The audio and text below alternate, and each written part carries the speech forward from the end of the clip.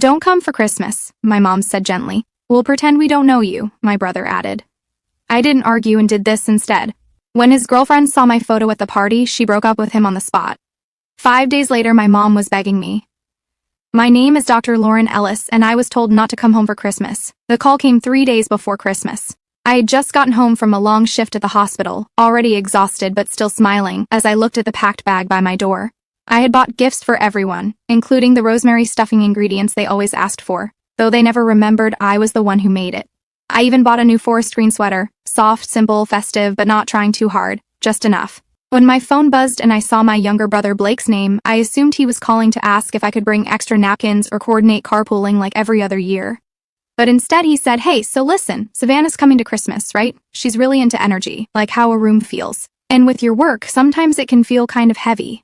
I think for her sake, it might be better if you sat this one out. It's nothing personal." I didn't argue. I didn't ask what he meant by heavy. He didn't say you're a dedicated geriatric doctor who helps people die with dignity. No, just heavy. Like a wet towel on his Instagram aesthetic. An hour later, my mom called. Her voice was soft like a lullaby hiding a grenade. "Honey, we're just trying to make this easy for everyone. You know how sensitive she is. If you come, it could cause confusion. Honestly, we might not answer the door." That was the moment I knew. I wasn't just not invited, I was unwanted. I didn't yell, I didn't cry. I simply said okay, hung up and opened my banking app. Mortgage payment canceled. Car loan top-up frozen. Emergency maintenance fund, law. I stopped being their silent backbone. No social media post, no message, just silence. And for the first time, that silence was mine. I used to think the way my family treated me was normal.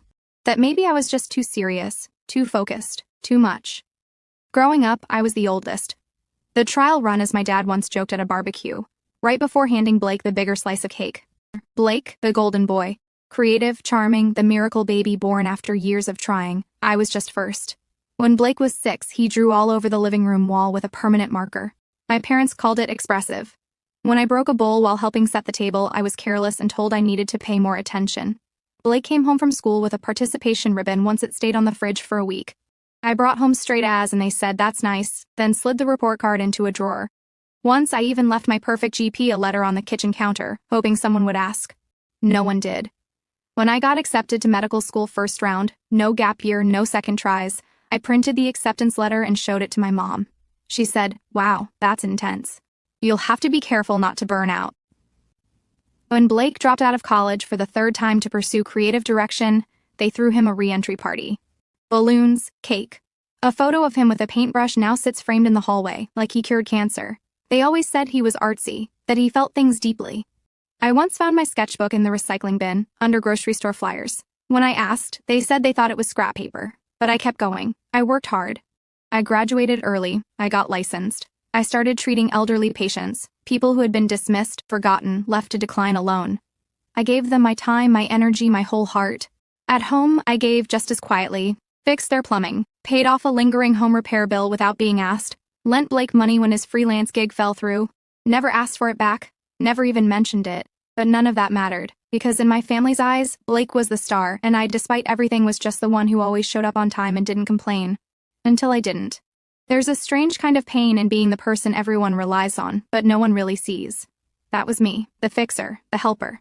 The one who quietly covered the cost of a new water heater when theirs broke down in February. The one who spotted the overdraft on my parents' account and transferred money before they even noticed. The one who booked Blake's flight home for Thanksgiving last year when he said he was a little strapped after buying new camera equipment. And I never said no, not once. Not when my mom needed CO pays for her physical therapy. Not when Blake called me from the side of the road because his car battery had died again. I bought him a new one that week. I was useful, and I thought that meant I was valued. But I started noticing the pattern, the way my contributions were invisible until they stopped. The way they forgot who had helped but remembered who had made things uncomfortable. When I was there, I was too quiet, too serious, too intense. When I wasn't there, things were lighter, easier, more fun.